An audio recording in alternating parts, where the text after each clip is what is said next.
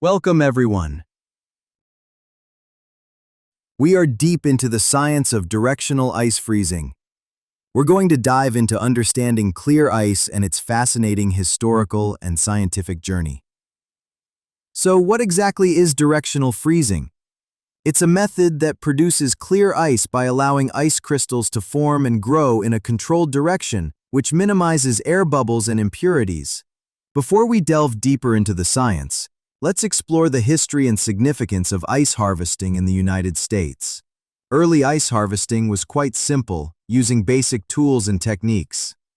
Natural ice harvesting was a vital industry, peaking in the late 19th century.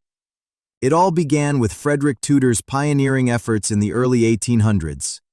Ice was cut from frozen lakes and rivers, particularly in New England, then stored and eventually delivered to food and beverage businesses. Let's visualize how clear ice forms naturally in lakes. The top layer of the lake water begins to freeze due to cold air. This initial layer then shields the deeper lake water from colder air temperatures. As the cold persists, ice crystals continue to form on the underside of the existing ice, causing the frozen layer to thicken downward. As the ice thickens downwards, any dissolved air is pushed ahead of the freezing front. This directional, slow solidification allows the air to escape, resulting in crystal clear ice. And that, my friends, is why science makes it work. Directional freezing is the science behind products like the clear ice mold from Trendy Bartender. This science allows for fewer bubbles and impurities, resulting in superior ice quality.